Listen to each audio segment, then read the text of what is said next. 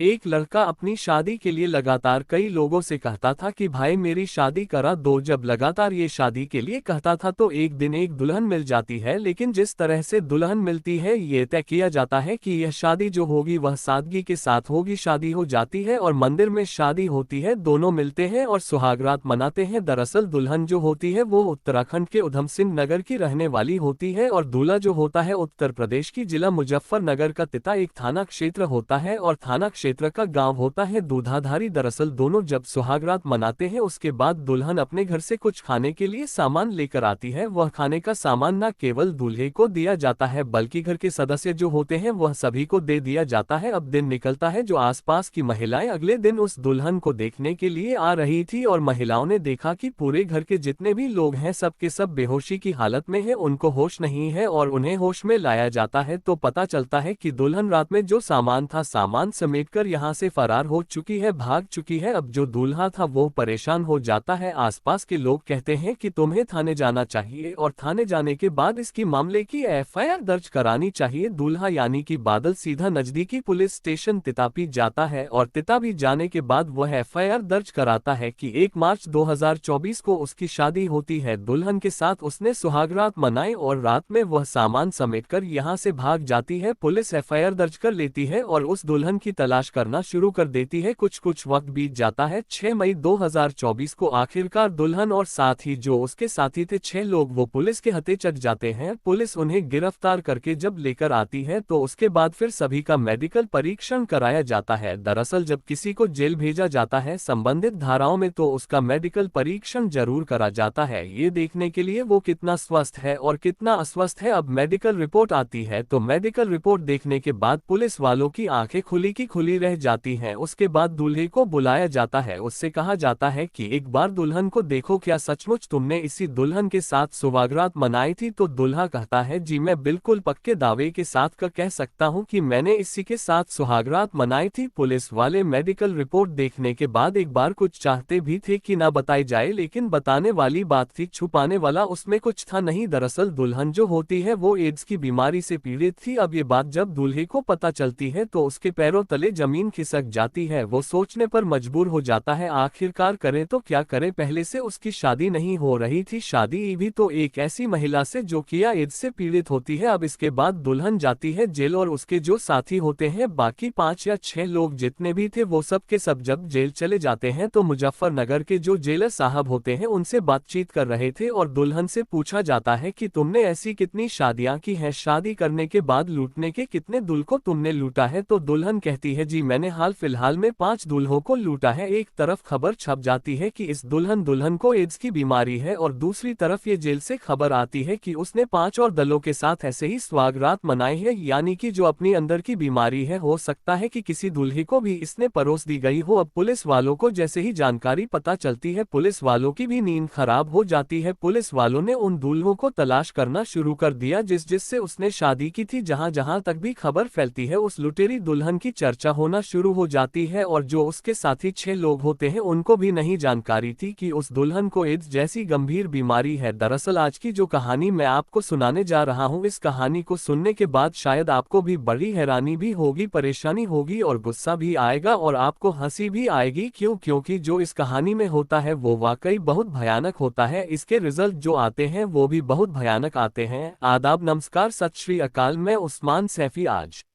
की जो सच्ची घटना मैं आपको सुनाने जा रहा हूँ ये सच्ची घटना है बिहार प्रदेश का एक जिला है कैमूर। दरअसल बात कर रहा हूँ 20 जनवरी साल 2020 की पटना से चलकर बबुआ को जाने वाली एक इंटरसिटी एक्सप्रेस। 20 जनवरी 2020 की रात की लगभग 11:30 बजे के आसपास की यह बात है। रास्ते में एक कुदरा नाम का एक रेलवे स्टेशन लगता है, वहां से 2 लड़के, एक का नाम दीपक होता है और दूसरे का नाम वीरेंद्र प्रताप प्रकाश सिंह। वीरेंद्र प्रकाश सिंह और दीपक जैसे ही अपने स्टेशन पर उतरते हैं ट्रेन जैसे धीरे धीरे चलने वाली थी। इसी बीच में दीपक ने वीरेंद्र से कहा कि एक बोगी में मैंने ऐसा देखा है कि उसमें सिर्फ एक अकेली ही महिला बैठी हुई है। अब जैसे ही बात सुनता है दीपक, उसने कहा कि मुझे तो यकीन नहीं हो रहा। उसने कहा यकीन की क्या बात है, अभी भागकर पकड़ लेते हैं और यकीन आ तो देख लेते हैं। उन्होंने ट्रेन के साथ रफ्तार पकड़ना शुरू किया। दौड़कर वो उसी बोगी में पहुंच जाते हैं जिस बोगी में एक अकेली महिला बैठी हुई थी। अब देखते क्या है कि जो आगे का की बोगी हो या पीछे की बोगी हो तो मुश्किल से मुश्किल एक दो मुसाफिर होंगे, उनमें कोई मुसाफिर था ही नहीं। कुल मिला के वो उस बोगी में बैठ जाते हैं और उस महिला को देखते हैं, और देखने के बाद उस महिला की तरफ देखते ही उनकी नीयत खराब हो जाती है। दीपक और वीरेंद्र ने प्लानिंग किया कि क्यों ना इसके साथ कुछ किया जाए, उस महिला को छेड़ना शुरू कर देते हैं। उस महिला ने विरोध किया तो उन्होंने उसको मारना पीटना शुरू कर दिया। उन्होंने कहा कि शोर मचाने की कोशिश मत करना, अगर शोर मचाने की कोशिश करोगी तो तुम्हें गाड़ी से नीचे फेंक दिया जाएगा। वो महिला डर जाती है, सोच में पड़ जाती है कि आखिरकार करा जाए तो क्या करा जाए। उस बोगी के जितने भी दरवाजे थे उनको बंद कर दिया जाता है, खिड़कियों को भी गिरा दिया जाता है। अब उसके बाद यहाँ से जो अगला स्टेशन होता है वह भाभुआ होता है, जो लगभग 20 किलोमीटर की दूरी के आसपास होता है। जैसे जैसे ट्रेन चल रही थी वैसे वैसे वो दोनों बारी बारी से उस महिला के साथ बलात्कार कर रहे थे। विरोध करने की स्थिति में इसलिए नहीं थी क्योंकि उसने विरोध किया तो उन्होंने इसके साथ मारपीट की, उसे धमकी दी कि तुम्हें हम जान से मार देंगे। अब वो महिला अपने शांत हो जाती है और उसके बाद फिर रोती थी, बिलखती थी, और कुल मिला के जैसा उसके साथ हो रहा था, एक बलात्कार करता था तो दूसरा उस बात का वीडियो बनाया करता था। इस तरह का सिलसिला चल रहा था। और यह अगला जो स्टेशन आता है भभुआ, भभुआ के रेलवे स्टेशन प्लेटफॉर्म नंबर 1 पर गाड़ी जाकर रुक जाती है। अक्सर ये दरअसल ये अंतिम रेलवे स्टेशन होता है, ये गाड़ी का अंतिम स्टॉपेज होता है। यहाँ से फिर अगले दिन के लिए गाड़ी फिर बन के चलने वाली थी। अब जीआरपी की जिम्मेदारी होती है कि जब ट्रेन आकर रुकती है तो उनकी जिम्मेदारी यह होती है कि वो जाकर प्रत्येक बोगी प्रत्येक डिब्बे में जाकर देखते हैं कि कोई ऐसा मुसाफिर तो नहीं है, किसी की आंख तो नहीं लग गई, सो तो नहीं गया, क्योंकि रात के लगभग 12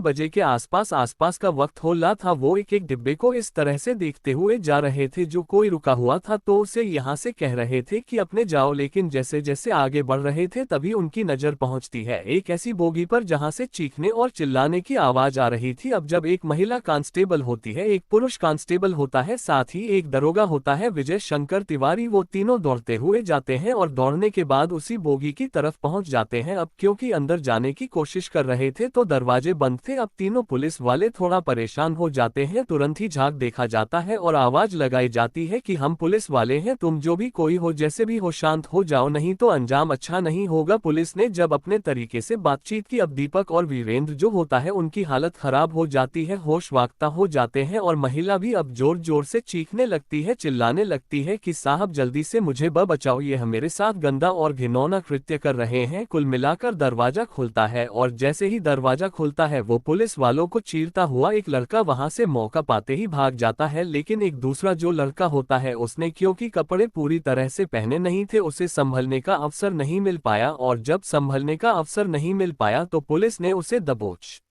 लिया, साथ ही उस महिला को पानी पिलाया, उसको ढांढ से बताया कि तुम्हें परेशान होने की जरूरत नहीं है। महिला से पूछा गया कि तुम्हारा नाम क्या है, तुम कहाँ रहती हो और कहाँ से आ रही हो और अकेली क्यों हो। पुलिस वालों के बहुत सारे सवाल थे। पुलिस वालों ने ये भी पूछा कि जो दो लड़के तुम्हारे साथ गंदा काम कर रहे थे क्या तुम उन्हें जानती हो। उसने कहा साहब मैं तो इन्हें बिल्कुल भी नहीं जानती, ये कब आए कैसे आए, वह अचानक ही चलती ट्रेन में चढ़ गए थे और उन्होंने मेरे साथ ऐसा गंदा और घिनौना कृत्य किया। तभी उस महिला से बातचीत की जा रही थी कि तुम आखिरकार कहां से आ रही थी, तो उस महिला ने जो बताया उसे सुनने के बाद पुलिस के भी होश फक्ता हो जाते हैं, पुलिस भी थोड़ा परेशान हो जाती है। दरअसल परेशान होने वाली बात ही थी। दरअसल महिला बताती है कि यह गया गई हुई थी। गया एक जगह होती है, एक काफी फेमस है और उसमें एक एंटी रेट्रोवायरल थेरेपी सेंटर, वहां से वो दवा लेने के लिए गई थी। उससे पूछा गया कि किस चीज की दवा लेने के लिए गई थी, उसने बताया कि मुझे साहब एक ही बीमारी है और मैं अपने एड्स का इलाज मेरा वहां से चल रहा है, मैं अक्सर वहां पर जाती हूं। दरअसल ये जो ट्रेन है इसका नाम है इंटरसिटी एक्सप्रेस, जो कि पटना से भभुआ चलकर आती है शाम को 5:45 के आसपास ये वहां से चलती है पटना से, और भभुआ में रात को लगभग 12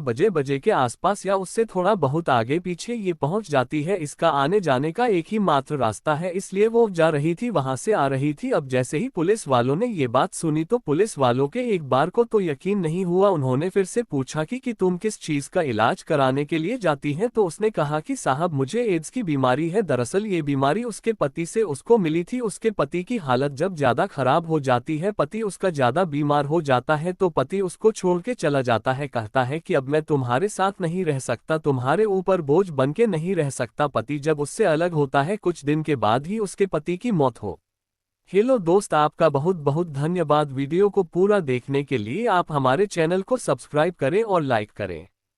जाती है, लेकिन वो महिला नहीं जानती थी, जो कि भभुआ थाना क्षेत्र के किसी एक गांव की रहने वाली वो महिला होती है, कि जो बीमारी उसके पति को थी वही बीमारी पति से उसके पास भी आ गई है। और जैसे उसके पति की मौत होती है तो कुछ महीनों के बाद उस महिला की भी हालत बिगड़ने लगती है, और जब बिगड़ने लगती है तब वह परेशान होकर आखिरकार अपना गया में जाकर अपना इलाज करा रही थी, और इलाज के दौरान ही वह आना जाना लगा रहता था। उसे नहीं पता था कि 20 जनवरी 2020 की रात जो आएगी वो उसके लिए इतनी भयानक रात होगी। दो लड़के उसके साथ सामूहिक बलात्कार जैसी घटना को अंजाम देंगे। पुलिस वालों ने एक लड़के से पूछा कि तुम्हारा नाम क्या, तो उसने बताया कि दीपक सिंह, और उसी के माध्यम से दूसरा जो लड़का था वीरेंद्र, फिर शश सिंह, एक की उम्र 28 साल होती है, दूसरे की उम्र 26 साल के आसपास होती है। उनसे पूछा जाता है कि तुम कहाँ के रहने वाले हो, तो बताते हैं कि कुदरा, जो एक जगह है जो कि पहली से लगभग 20 किलोमीटर के आसपास दूर पड़ती है, वहीं पर एक चेती मोहल्ला है, वो चेती मोहल्ले के रहने वाले हैं। उन्होंने पूछा कि तुमने इस महिला को ऐसा क्यों? बोले साहब हमें तो कुछ पता ही नहीं था, अचानक ही दिखाई दिया कि क्यों ना इसके पास जाया जाए, इसके साथ कुछ गलत किया जाए, लेकिन उन्हें ये नहीं पता था कि इसको एड्स जैसी गंभीर बीमारी है। जैसे ही ये बात उन लड़कों को पता चलती है तो वो लड़के परेशान हो जाते हैं, रो रो कर बुरा हाल हो जाता है। परिवार के लोगों को जब ये बात पता चलती है तो परिवार के लोगों का भी रो रो कर बुरा हाल हो जाता है। लेकिन इस बीच में महिला के साथ वो गलत और घिनौना कृत्य कर रहे थे, तो उस महिला ने अपनी बात कहने की जब कोशिश कर रही थी, बात बताने की कोशिश कर रही थी, तो वो उन लड़कों ने उस महिला का मुंह बंद करके उससे चुप रहने की हिदायत दी थी कि अगर।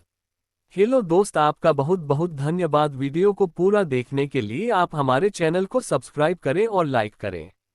तुमने शोर मचाने की कोशिश की तो हम तुम्हें जान से मार देंगे, लेकिन उस महिला ने अपनी जान बचाते हुए उन्होंने सोचा कि जो कर रहे हैं करने दो, वो भी शांत हो जाती है और उन लोगों को वो बरसात मिल जाता है। पुलिस ने इस मामले में एफआईआर दर्ज की और आईपीसी की धारा 376 डी, धारा 34 आईटी एक्ट 67A के तहत मुकदमा दर्ज कर लिया। दोनों को गिरफ्तार किया। गिरफ्तार करने के बाद जेल भेज दिया। जब इनका मेडिकल परीक्षण कराया गया था उस वक्त उन्हें ऐसे कोई बीमारी नहीं थी। मैंने इस घटना के संबंध में और जानकारी और तथ्य जुटाने की कोशिश की। इस मामले में आगे क्या कार्रवाई हुई क्या नहीं हुई, पुलिस ने जो उन्हें चार्जशीट लगाकर कोर्ट में भेजी होगी, तो उसके बाद क्या सजा मिली थी। जो स्टेशन अधीक्षक होते हैं भभुआ, उनसे बात तक करने की कोशिश की तो उन्होंने कहा कि मुझे इस बारे में कोई ज्यादा जानकारी है नहीं, और मैंने जीआरपी थाना परिवारी को फोन लगाया तो उनका नंबर स्विच ऑफ आ रहा था, उनसे ज्यादा बातचीत हो नहीं पाई। जो भी इसका भविष्य रहा होगा वो तो रहा होगा, लेकिन जिस तरह से उन दो लड़कों ने एक विधवा महिला के साथ घिनौना गंदा कृत्य किया है, उसके बाद तो उन्हें बड़ी सजा मिलनी ही चाहिए। हालांकि कानून की सजा में थोड़ी देर हो सकती है, लेकिन ऊपर वाले की लाठी में कभी जब चलती है तो कहते हैं कि आवाज नहीं होती, और जो उन दो लड़कों ने उसके साथ किया था वो वाकई उस महिला ने विरोध जैसे भी करा सो करा, लेकिन जब ऊपर वाले की लाठी पड़ी तो शायद इस बात की आवाज, इस बात की गूंज सोशल मीडिया अखबारों के माध्यम से हर जगह चारों तरफ फैल जाती है। कहते हैं कि बुरे काम का बुरा नतीजा। दोस्तों, इस पूरे घटनाक्रम को सुनाने का उद्देश्य किसी को परेशान करना नहीं है, किसी का दिल दुखाना नहीं है, बल्कि आपको जागरूक करना है, आपको सचेत करना है, आपको बताना है, आपको जताना है। जिस तरह से मुजफ्फरनगर के तावीथा थाना क्षेत्र के एक गांव का रहने वाला लड़का बादल, जो कि लगातार शादियों के लिए कोशिश कर रहा था, आखिरकार दुल्हन मिलती भी तो ऐसी मिलती है जिसको एड्स जैसी गंभीर बीमारी होती है, और वह दुल्हन जो कि शादी करती थी और लूटपाट के भाग जाया करती थी। इस तरह से उसने कुछ ही महीनों में 5 शादियां कर ली। हालांकि पुलिस ने उसे गिरफ्तार किया, जेल भेज दिया, लेकिन बाकी दूल्हे कौन कौन है और किस किस के साथ उसने ये सुहागरात मनाए हैं और किस किस को ये बीमारी का प्रसाद मिल गया है, अभी इस बारे में कुछ कह नहीं सकते, कहा नहीं जा सकता, क्योंकि पुलिस उन्हें ढूंढ रही है, तलाश कर रही है। साथ ही इस महिला यानी कि विधवा महिला के साथ जो होता है वह बहुत भयानक होता है, और उसकी वजह से जो ये कहानी लोगों तक पहुंचती है तो एक सबक भी देती है कि किसी के साथ भी बुरा काम करने से पहले हजारों बार सोचना चाहिए, क्योंकि ऊपर वाला जब प्रसाद देता है तो किसी को अकानो कान खबर भी नहीं लगती। दोस्तों, इस पूरे घटना जाते जाते आज यह उदय प्रताप सिंह है और उनकी पत्नी है गुड़िया, जो कि काशीपुर के रहने वाले हैं। आज इनकी शादी की सालगिरह है, इनको शादी की सालगिरह की बहुत बहुत शुभकामनाएं, बहुत बहुत मुबारकबाद। साथ ही कुछ लोगों ने नाम लेने की अपील की है, जिसमें राखी सिंह है, सरिता सिंह, बबलू कुमार, दर्शन लाल, संदीप, राधिका, शहबाज शेख, नरेंद्र चौधरी, पवन चौधरी, राकेश गोयल, बेचू राय, कंचन गौतम, अन्नू कुमारी, मोहम्मद फरीद, मनोज कुमार। दोस्तों, आप सब लोग अपना ख्याल रखें, सुरक्षित रहे। जय हिंद, जय भारत। हेलो दोस्त, आपका बहुत बहुत धन्यवाद वीडियो को पूरा देखने के लिए। आप हमारे चैनल को सब्सक्राइब करें और लाइक करें।